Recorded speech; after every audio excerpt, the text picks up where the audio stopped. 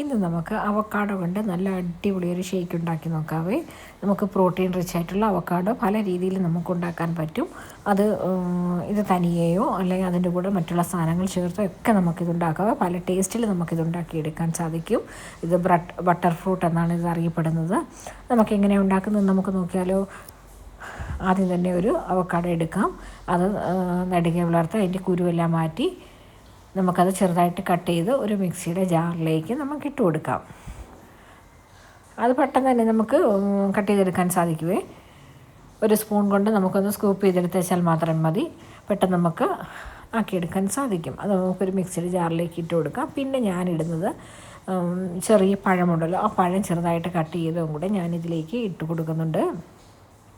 പിന്നെ നമുക്ക് വേണ്ട നല്ല തണുത്ത പാലാണ്. ആ പാല് ഞാൻ അരയാൻ വേണ്ടി മാത്രമുള്ളത് ഒഴിച്ചിട്ടുള്ളൂ. അതും കൂടി ഇട്ടിട്ട് നമുക്കിത് നന്നായിട്ടൊന്ന് അരച്ചെടുക്കാം. പെട്ടെന്ന് തന്നെ ഇത് അരഞ്ഞ് കിട്ടും. നല്ല ക്രീമി ആയിട്ട് കിട്ടുമേ. പിന്നെ നമുക്ക് ബാക്കി വന്ന പാലും കൂടി ഒഴിച്ച് അല്ലെ ഐസാക്കിയെടുത്ത പാലാണെങ്കിലും നമുക്ക് ചേർക്കാം. അതും കൂടി ഇട്ട് നമുക്ക് നന്നായിട്ടൊന്ന് അടിച്ചെടുക്കാം.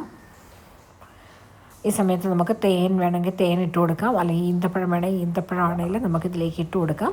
പക്ഷേ ഞാനിവിടെ ഈ പഴവും ഇത് മാത്രമേ ഇട്ട് കൊടുക്കുന്നുള്ളൂ.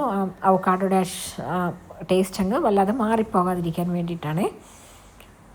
ഒത്തിരി നമ്മൾ ഇട്ട് കഴിയുമ്പോൾ അവക്കാഡോയുടെ ടേസ്റ്റ് അങ്ങ് വല്ലാണ്ടങ്ങ് മാറിപ്പോവും. ഇത് നല്ല തിക്കായിട്ടുള്ളൊരു ഷേക്കാണ്. ഞാനിവിടെ പഞ്ചസാര ഇട്ട് കൊടുക്കുന്നുണ്ട്. പഞ്ചസാരയും കൂടെ നമ്മുടെ ആവശ്യത്തിനനുസരിച്ച് ഇട്ട് നമുക്ക് ഒന്നും കൂടെ അടിച്ച് നമുക്കിത് സെർവ് ചെയ്യാം.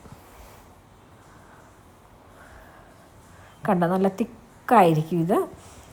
നമുക്ക് മറ്റുള്ള ചേരുവകളൊന്നും കൂടെ ചേർക്കേണ്ട. ഒരു പഴവും പിന്നെ കുറച്ച് അവക്കാഡോ ഒരു ഹാഫാണെങ്കിൽ നമ്മുടെ ക്വാണ്ടിറ്റി നമുക്ക് എന്തേലും വേണോ അതിനനുസരിച്ച് നമുക്ക് എടുക്കാമേ. നല്ല അടിപൊളി ഷേക്കാണ്. എല്ലാവരും ഒന്ന് ഉണ്ടാക്കി നോക്കണേ.